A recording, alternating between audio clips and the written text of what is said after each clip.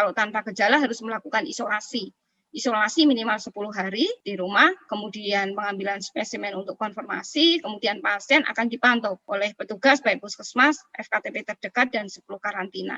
10 hari untuk melakukan karantina. Panduan isolasinya sudah dikeluarkan oleh Depkes, edukasi bahwa pasien harus menggunakan masker ini di dalam rumah ya, harus perhatikan bahwa dia harus selalu memakai masker jika keluar kamar dan saat berinteraksi dengan anggota keluarga, sehingga kalau ada pasien yang terkonfirmasi atau positif, dia tidak akan menularkan kepada anggota yang keluar yang lain. Sehingga kalau keluar kamar, dia harus memakai masker.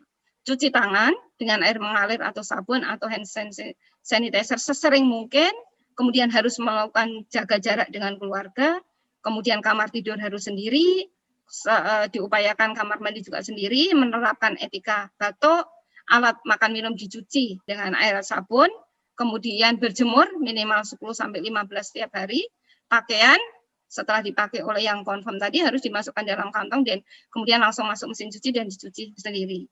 Kemudian ukur dan cacat tubuh sekali sehari, kalau sekarang diharapkan untuk memantau juga saturasi oksigen. Kalau misalnya suhunya tinggi harus gelar lapor.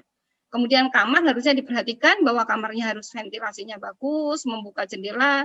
Kemudian kalau yang mau membersihkan, kamar harus sebaiknya memakai masker dan memakai APD.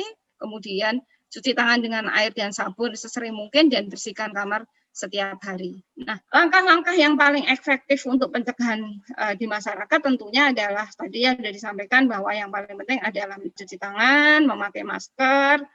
Cuci tangan ini pakai sabun maupun cuci tangan pakai hand sanitizer, pakai masker medis jika memiliki gejala, dan melakukan kebersihan tangan setelah membuka masker dan menjaga jarak minimal 1 meter dari orang yang mengalami gangguan. Nah, bagi keluarga, anggota keluarga yang berkontak erat, nah sebaiknya segera memeriksakan diri. Kalau ada anggota keluarga kita yang ternyata dalam catatan dia kontak erat dengan yang terkonfirmasi, maka harus segera melaporkan ke rumah sakit atau FKTP. Nah, anggota keluarga selainnya harusnya memakai masker dan jaga jarak, kemudian juga mencuci tangan, jangan sentuh wajah kalau tidak yakin tahan bersih, kemudian membersihkan rumah dan senantiasa membuka jendela.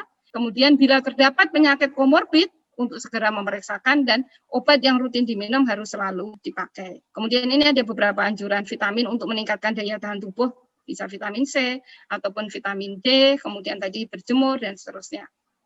Nah, kalau panduan yang terbaru kriteria isolasi adalah ketika pasien terkonfirmasi kemudian asimptomatik 10 hari, maka setelah 10 hari sejak pengambilan spesimen, saat ini memang